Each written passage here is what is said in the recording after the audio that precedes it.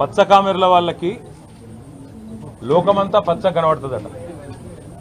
అట్లాగే అవినీతి పరులకి, అడ్డమైన పనులు చేసే అలవాటున్న వాళ్ళకి 50 లక్షల రూపాయలతో దొరికిన దొంగలకి, పొలిటికల్ బ్రోకర్లకి ప్రతి పనిలోనూ అవినీతి, ప్రతి కార్యక్రమంలో కూడా ఎంతో కొంత చేతులు మారింటదనే ఒక మూర్ఖపు, తెలివి తక్కువ ఆలోచన వాళ్ళకు ఉంటుంది. ఇక స్వతహాగానే అది అంటారు కదా, పుర్రెలో పుట్టింది కదా ఎక్కడ పోదు అంటారు కదా, అట్లనే ఇక వారికి పుట్టుకతో వచ్చిన బుద్ధి అది. మనం చేయగలిగింది ఏమీ లేదు. కాకపోతే ఇవాళ తెలంగాణలో జరుగుతున్నది ఏంటి? పొద్దున్న నుంచి కాంగ్రెస్ నాయకుల హడావుడి, ఏదో జరిగిపోయింది. ఏం జరిగింది అసలు? ఒక భారత పౌరుడిగా, రాజ్యాంగాన్ని గౌరవించే పౌరుడిగా, చట్టాన్ని గౌరవించే పౌరుడిగా నా మీద పెట్టిన కేసు అక్రమ కేసు, పొలిటికల్లీ మోటివేటెడ్ కేసు, అందులో ఏమీ లేని లొట్టపీస్ కేసు. కానీ ఏదో ఒకటైనా సరే అతికిచ్చి, ఏదో ఒకటి చేసి బట్టగాల్చి మీదేసి ఏదో జరిగింది అని చూపెట్టే ప్రయత్నంలో పెడుతున్న కక్ష సాధింపు కేసు అని తెలిసినా ఏసీబీ విచారణకు పిలిస్తే గౌరవించి నిన్న పొద్దున 10 గంటలకు నేను పోయినా. అదే మాదిరిగా మరి ఈ లొట్టపీసు కేసు ఏదైతే నా మీద పెట్టి కథలల్లి కొంత శునకానందము, పైశాచికానందం పొందుతాననుకుంటున్న చిట్టినాయుడు గారు ఎవరైతున్నారో ఆ చిట్టినాయుడు గారికి మరి తప్పకుండా నేను చెప్పాల్సిన మాట ఒకటి ఉన్నది. ఖచ్చితంగా భారత పౌరుడిగా, చట్టాన్ని, రాజ్యాంగాన్ని గౌరవించే పౌరుడిగా నువ్వు అక్రమ కేసును నీ అధికారాన్ని అడ్డం పెట్టుకుని నా మీద పెడితే, ఇష్టం వచ్చినట్టు బురద చల్లితే తప్పకుండా రాజ్యాంగపరంగా, న్యాయపరంగా నాకున్న ప్రతి హక్కును వినియోగించుకోవాల్సిన బాధ్యత నా మీద ఉంటుంది. అందుకే నేను ఏసీబీ ఆఫీస్కు పోయినా లాయర్ తీసుకుపోతా అని చెప్పినా, లాయర్తో సహా విచారణకు హాజరవుతా, మీరు ఏం అడిగితే చెప్తా అని చెప్పినా నువ్వు భయపడ్డావు, నేను భయపడలేదు. నేను అర్ధగంట 40 నిమిషాలు ఎదురు చూసినా నీ వ్యవస్థ ఎందుకో కానీ మరి నా నుంచి ప్రశ్నలు అడగడానికి వెనకకు పోయింది. అట్లాగే కోర్టుకు పోయినా, కోర్టులో, హైకోర్టులో పిటిషన్ ఇచ్చినాం. ఏమని? ఇది అక్రమ కేసు, ఎఫ్ఐఆర్ తప్పు, ఎఫ్ఐఆర్ అనవసరపు సెక్షన్లు, అక్కరలేని సెక్షన్లు ఇష్టం వచ్చినట్టు పెట్టినారని చెప్పి వాదించినాం. సరే, కోర్టు ఏ కారణం చేతనైతే, ఎందుకంటే న్యాయ వ్యవస్థ మీద మాకు సంపూర్ణమైన గౌరవం ఉంది, న్యాయమూర్తుల మీద సంపూర్ణమైన విశ్వాసం కూడా ఉంది. ఇవాళ హైకోర్టులో మాకు తీర్పు కేవలం క్వాష్ పిటిషన్ కొట్టేసినారు. దానికే కొంతమంది ఎంత సంతోషపడిపోతున్నారంటే, కాంగ్రెస్ వాళ్ళు ఏదో నాకు ఉరిశిక్ష చేసిండ్రు, లేదా నేరారోపణ అయిపోయింది, రుజువు అయిపోయింది, మొత్తం కేసే అయిపోయింది అని చెప్పి సంకలు గుద్దుకుంటా ఉన్నారు. ఆ సన్నాసులకు నేను చెప్పేది ఏంటంటే, ఇది స్టార్టింగే, ఇప్పుడేం తాగమైతే ఎట్లా? మేము ఆల్రెడీ హైకోర్టులో ఏదైతే క్వాష్ పిటిషన్ కొట్టేసిండ్రో దాని మీద సుప్రీంకోర్టుకు పోయినాం. సుప్రీంకోర్టులో మ్యాటర్ ఉన్నది. ఇప్పుడు అది ఎప్పుడు వస్తుందో వస్తుంది. అది సుప్రీంకోర్టు ఎట్లా నడుస్తుందో ఆ పద్ధతి ప్రకారం 2 రోజుల్లోనో, 3 రోజుల్లోనో, వారం రోజుల్లోనో ఎప్పుడు వస్తుందో వస్తుంది. అక్కడ కూడా న్యాయ పోరాటం చేస్తాం. అట్లాగే నిన్న మీరు ఏదైతే నా హక్కులకు భంగం వాటిల్లే విధంగా వ్యవహారం చేసినారో, నేను విచారణకు చట్టాన్ని గౌరవించే పౌరుడిగా హాజరై అక్కడ ఏ సమాధానం అడిగినా చెప్తానని పోయినప్పుడు లాయర్లతో రావద్దంటారు. నేను చెప్పిన మీరు దొంగలు, ఎందుకంటే మీరు గిట్లనే చేసింది ఇదివరకు కూడా. పాపం మా పట్నం నరేందర్ రెడ్డి ఆయన ఇయని స్టేట్మెంట్ ఇచ్చినట్టు బుకాయించి వెంటనే మీడియాలో లీకులు ఇచ్చే దౌర్భాగ్యులు మీరు. నేను నమ్మను మిమ్మల్ని, మా లాయర్ బరాబర్ ఉండాలని అడిగిన. రేపు అందుకే కోర్టుకు కూడా పోతున్నా, హైకోర్టుకు కూడా. నాకు న్యాయవాదుల సమక్షంలో విచారణ జరగాలి అని కోరుతూ హైకోర్టుకు పోతున్నా. తప్పేమున్నది అందులో? న్యాయ వ్యవస్థను తప్పకుండా నాకు ఇవాళ ప్రాధేయపడి వారిని అడిగి నాకు ఈ దుర్మార్గుల నుంచి చట్టపరమైన రక్షణ కల్పించడానికి అడుగుతున్నాను. నేనేం వేరే అడుగుతలేను కదా, ఆ పని చేస్తున్నా. దానికి కూడా కాంగ్రెస్ వాళ్ళకు ఏమేమో ఆగమాగం అయిపోతున్నారు. ఇక కొంతమంది మంత్రులు అయితే వాళ్ళే న్యాయమూర్తులు అయిపోతున్నారు, వాళ్ళే శిక్షలు ఇస్తున్నారు, వాళ్ళే చెప్పేస్తున్నారు నెక్స్ట్ ఏం జరగబోతుంది, ఇదేమవుతుంది, అదేమవుతుంది. వాళ్ళకి నేను చెప్తా ఉన్నా, ట్రయల్ మీడియాలో జరగదు, ట్రయల్ సెక్రటేరియట్లో జరగదు, ట్రయల్ మంత్రుల పేషీల్లో జరగదు, ట్రయల్ న్యాయస్థానాల్లోనే జరుగుతుంది. గతంలో మీరు ఇట్లాంటివి అనుభవాలు ఎదుర్కొన్నప్పుడు మీరు కూడా కోర్టుకే పోయినారు, మేము కూడా ఇప్పుడు కోర్టుకే పోతున్నాం. దానికి ఇంత గగురుపాటు, ఉలికిపాటు ఎందుకో మంత్రులకు నాకు అర్థం కావడం లేదు. మళ్ళా చెప్తా ఉన్నా, అరపైసా అవినీతి కూడా జరగలేదు, రూపాయి అవినీతి కూడా జరగలేదు. మళ్ళీ చెప్తా ఉన్నా, తెలంగాణ కోసం, తెలంగాణ ఇమేజ్ను ఆకాశం అంత ఎత్తుకు తీసుకుపోవడం కోసం భారతదేశంలో మాత్రమే కాదు ప్రపంచ పటంలో హైదరాబాద్ని ఒక విశ్వనగరంగా ప్రతిష్ఠించడం కోసం తీసుకున్న నిర్ణయం తప్ప ఏమీ ఆశించి కానీ మీలాగా ఏదో వెనకాల గూడుపుటాన్ని చేసుకొని చేసిన పని కానే కాదు. ఇక్కడ మొబిలిటీకి కేంద్రంగా భవిష్యత్తులో ఎలక్ట్రిక్ వాహనాలు ఏవైతే వస్తున్నాయో వాటన్నిటికీ ప్రధాన కేంద్రంగా హైదరాబాద్ను తెలంగాణను తీర్చిదిద్దాలనే ఒక ఉత్కృష్టమైన ఆలోచన చేసినాం తప్ప మీలాగా నికృష్టమైన ఆలోచనలు మాకు లేవు. మళ్ళీ చెప్తా ఉన్నాను, మీలాగా దివాలా కోరు పనులు చేయాల్సిన కర్మ మాకు లేదు. 110% మళ్ళీ చెప్తున్నా, మీరు ఏ రకంగా వచ్చినా ఏ విచారణకు రమ్మన్నా నేను వస్తాను. ఎల్లుండి 9వ తారీఖు నాడు కూడా లాయర్లతో మరి రేపు హైకోర్టు రిలీఫ్ ఇస్తే నాకు అవకాశం ఇస్తే హైకోర్టు మా వాదనను మన్నిస్తే లాయర్లను అనుమతిస్తే లాయర్లతో పోతా అటెండ్ అవుతాను. ఈడీ కూడా పిలిచింది 16వ తారీఖు నాడు, తప్పకుండా వారి దగ్గర కూడా పోతాను. వారు కూడా ఏమడిగినా సమాధానం చెప్పడానికి నేను రెడీగా ఉన్నాను. నాకు దాపరికము లేదు, నాకు దాయాల్సింది కూడా ఏం లేదు. నిజాయితీకి ధైర్యం ఎక్కువ. తప్పకుండా నేను ముమ్మాటికి ఒక తెలంగాణ బిడ్డగా, రేషం గల్ల బిడ్డగా, ఏ తప్పు చేయని అనా పైసా అవినీతి చేయని బిడ్డగా చెప్తా ఉన్నా, ఏ విచారణ అనేది ఎదుర్కోవడానికి నేను సిద్ధం. ఇందులో శశబిషలు లేవు. ఈరోజు కొంతమంది ఏదైతే శునకానందం పొందుతున్నారు, ఏదో జరిగిపోయింది వాళ్ళకు కూడా నేను చెప్తా ఉన్నా, ఇది కేవలం ఆరంభం మాత్రమే. ఒక మీ పిటిషన్ను మీ విచారణను కొనసాగించుకోమని చెప్పింది హైకోర్టు తప్ప హైకోర్టు ఏమీ నాకు శిక్ష వేయలేదు, నేనేం నేరం చేసినా అని చెప్పలేదు, లేదా నేనేదో తప్పు చేసినట్టు అంతకంటే చెప్పలేదు, కనీసం స్కామ్ అన్న మాటను కూడా వాడలేదు. కాబట్టి నేను పాత్రికేయ మిత్రులను కూడా కోరుతా ఉన్నా, ఇదిగో పులి అంటే అదిగో తోక, దయచేసి ఆగం కాకండి. ముఖ్యమంత్రి నోట్లకెళ్ళి వచ్చేటి అన్నీ వేదవాక్కులు కావు. ఆయన చెప్పేటి ఆయన ముఖ్యమంత్రి ఆఫీస్కి వెళ్ళి వచ్చేటిదన్నీ లీకులన్నీ అవేమి భగవద్గీత సూక్తులు కావు. చాలా చాలా లీకులు ఇస్తూ ఉన్నారు. ధైర్యంగా డైరెక్ట్గా చెప్పే ధైర్యం లేదు. నేను ఇంకొక మాట అడుగుతున్నా, మాకు ప్రత్యామ్నాయం ఏముందండి? అసెంబ్లీ సమావేశాలు జరుగుతున్నాయి, మేము అడిగినాం చర్చ పెట్టు అసెంబ్లీలో అని, నువ్వు పారిపోయినావు, నీకు నన్ను ఎదుర్కొనే ధైర్యం లేదు. ఈ కేసు విషయం 4 కోట్ల ప్రజల ముందు చర్చ పెడదాం రాయనాయన అంటే రాలేదు. ఇప్పుడు కూడా అడుగుతున్నారు రేవంత్ రెడ్డి, నువ్వు మగాడివైతే నీ జూబ్లీ హిల్స్ ప్యాలెస్లో చర్చ పెట్టు, లైవ్ టీవీలు ఇట్లనే పెట్టు, నేను వస్తా, ఇవ్వలేందో ప్రజలు చూడండి, నో ప్రాబ్లం. తర్వాత నువ్వు ఏసీబీ పంపుతావా, ఈడీ పంపుతావా, ఇంకోటి పంపుతావా, దానికి కూడా హాజరవుతా, నాకేం అభ్యంతరం లేదు. కానీ నేను తప్పు చేయలేదు, అనా పైసా అవినీతి చేయలేదు. కాబట్టి ఆ ధైర్యంతోనే చెప్తున్నా, న్యాయస్థానాల్లో న్యాయ పోరాటం చేస్తా. ఒకవైపు న్యాయ పోరాటం చేస్తూనే ఈరోజు ఉదయం నుంచి మా నాయకులు పాపం చాలామంది, వందలాది మంది వివిధ నియోజకవర్గాల నుంచి ఇక్కడికి వచ్చినారు. వారందరికీ ముందుగా నా ధన్యవాదాలు.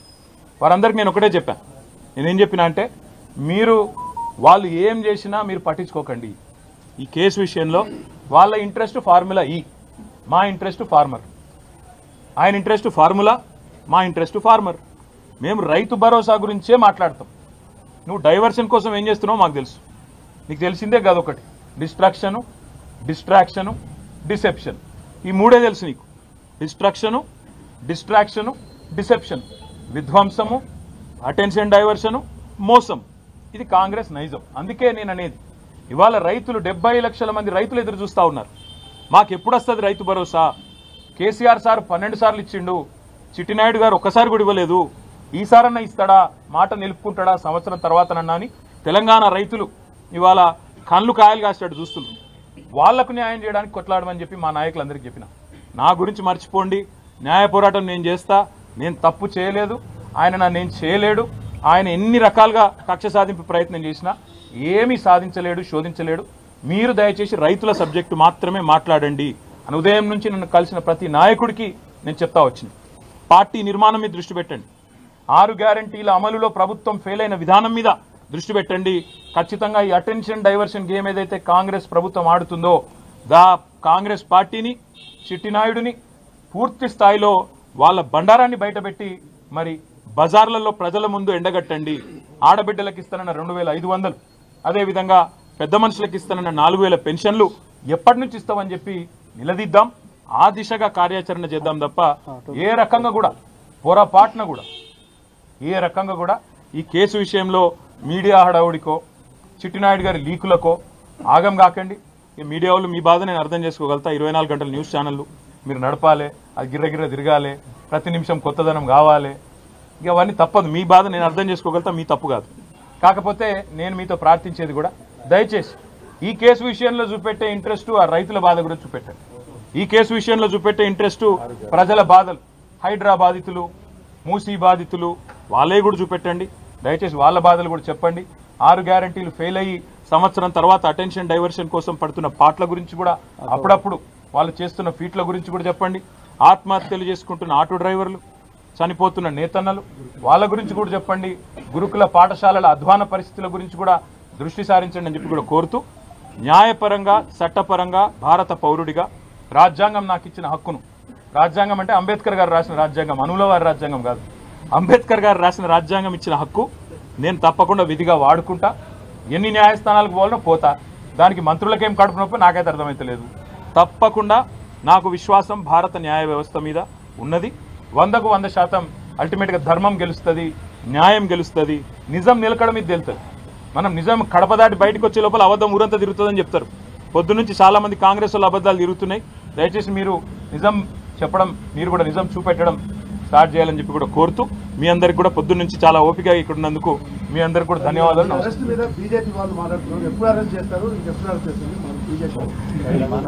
నేనేమంటున్నా అంటే అది మీరు బీజేపీ కాంగ్రెస్ వేరని మీరు అనుకుంటారేమో, నేను అనుకుంటలేను. ఇక్కడ బీజేపీయే రక్షణ కవచం లాగా కాంగ్రెస్ కు పనిచేస్తున్నది. బీజేపీ కాంగ్రెస్ ఏ టీము బి టీము, ఎవరు బి టీము మాకు తెలియదు. కానీ ఇవాళ మొత్తం ఇట్లా అలుముకొని ఒకరినొకరు మంచిగా పెనవేసుకున్న బంధంతో కలిసి పనిచేస్తున్నారు. ఆయన కేసు పెడతాడు, ఇక్కడికి వెళ్ళి కాకిరి బీకిరిలో వీళ్ళు స్టార్ట్ చేస్తారు. ఇవన్నీ మాకు కొత్త కాదు. ఇవన్నీ గతంలో కూడా చూసినాం, భవిష్యత్తులో కూడా చూస్తాం. ఇద్దరిని గతంలో చిత్తు చేసి 2 సార్లు అధికారంలోకి వచ్చినాం. భవిష్యత్తులో కూడా ప్రజల ఆశీర్వాదంతో, ప్రజల దయతో కేసులు ఎదుర్కొంటాం న్యాయ వ్యవస్థ ద్వారా. ప్రజాక్షేత్రంలో ఈ 2 పార్టీలను కూడా ఎదుర్కొంటాం. Thank you.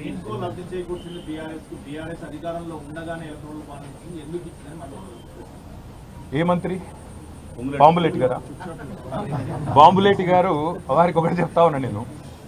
ఎలక్టరల్ బాండ్స్ విషయంలో పాపం శ్రీనన్న ఆనాడు మా పార్టీలో ఉన్నట్టున్నాడు. ఎలక్టరల్ బాండ్స్ విషయంలో పొంగులేటి శ్రీనివాసరెడ్డి గారికి నేను ఒక సూటి ప్రశ్న అడుగుతున్నా. మొన్న మీరు మెగా కృష్ణారెడ్డి ఇద్దరు కలిసి కొడంగల్ లిఫ్ట్ ఇరిగేషన్ ప్రాజెక్టు 4600 కోట్ల ప్రాజెక్టు కేకు కోసుకున్నట్టు ఇద్దరు చెరో ప్యాకేజ్ పంచుకున్నారు. మరి మెగా ఇంజనీరింగ్ అనే సంస్థ కాంగ్రెస్ పార్టీకి 22లో 23లో 100 కోట్ల రూపాయలు ఇచ్చింది ఎలక్ట్రల్ బాండ్స్ రూపంలో. మరి ఇవాళ నేను అంటే ఇది క్విడ్ ప్రో కో.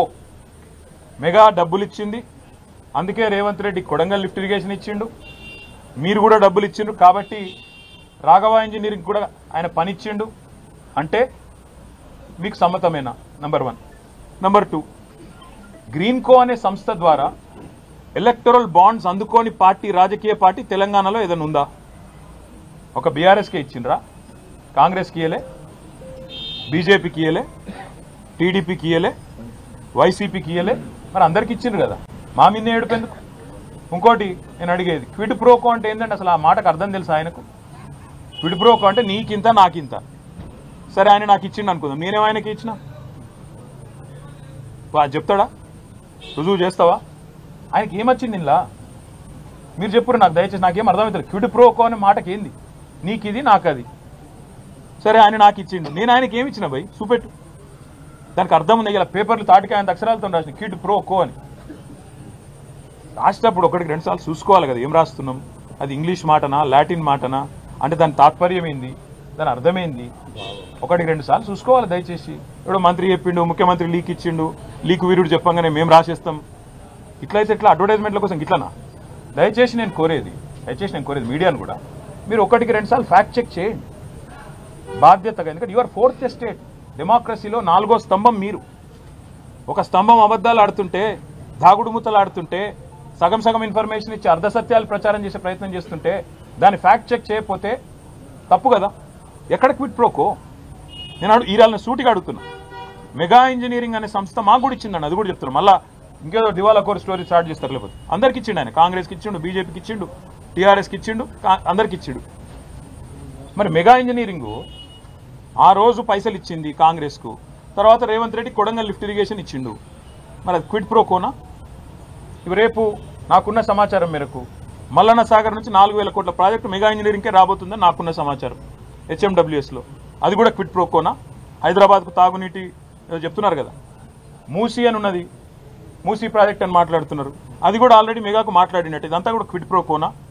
నేను ఇంకొక మాట అడుగుతున్నా, మెగా ఇంజనీరింగ్ బ్యాన్ చేయాలని చెప్పి సుంకిశాలలో కూలిపోయిన తర్వాత, రిటైనింగ్ వాల్ కూలిపోయిన తర్వాత హెచ్ఎండబ్ల్యూఎస్ రిపోర్ట్ ఇచ్చింది బ్లాక్ లిస్ట్ చేయమని.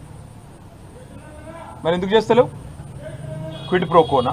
ఆయన ఇచ్చిన ఎలక్ట్రల్ బాండ్స్కు ప్రతిఫలం నిలుచుకుంటున్నావా? చెప్తావా సమాధానం దీనికి? అందుకే నేను అంటున్నా, మాట్లాడేటప్పుడు ఒళ్ళు దగ్గర పెట్టుకొని మాట్లాడాలి. ఒక కాంట్రాక్టర్ మంత్రి, ఒక బ్రోకర్ ముఖ్యమంత్రి, ఇట్లే వస్తాయి మాటలు. ఏం చేయాలి మరి? వాళ్ళకి తెలిసిన రాజకీయం గిది. ఇగో నేను చెప్తున్నా కదా, ఇగో పాపం ఆయనకు ఏదో కొత్తగా మంత్రి పదవి వచ్చింది, ఆగబట్టుకోలేకపోతున్నాడు. అన్ని బయటకు వస్తాయి బ్రదర్. ఎవలోల దగ్గర రియల్ ఎస్టేట్ ప్రాజెక్టులు గుంజుకుంటుండు, ఏ భూములు 30-40% రాయించుకుంటుండు. టైం వస్తుంది, ప్రతిదానికి టైం వస్తుంది. ఎగిరితపడదు. ఎగిరితామంటే ఆయనకు అర్థమవుతుందో లేదో చెప్పురి.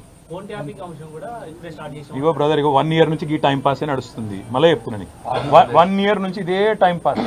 మీకు మంచిగా నడుస్తుంది కాలక్షేపం మీ సన్నాసులతో. ఎందుకంటే కొద్దిసేపు ట్యాపింగు, కొద్దిసేపు కాళేశ్వరము, కొద్దిసేపు జన్వాడ, అదేందో వాడేదో బ్రహ్మ పదార్థం ఉంది, ఇంకొన్ని రోజులు డ్రగ్స్, ఇంకొన్ని రోజులు ఇంకోటి హైడ్రా.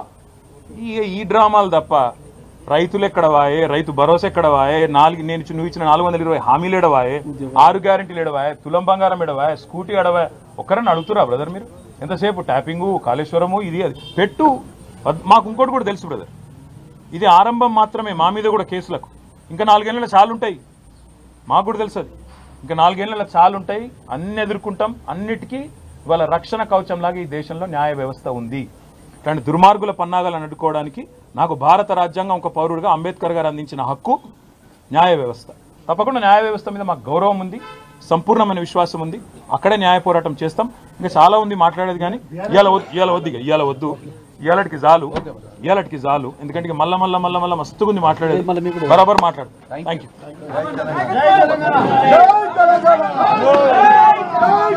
హైకోర్టు రిలీఫ్ ఇస్తే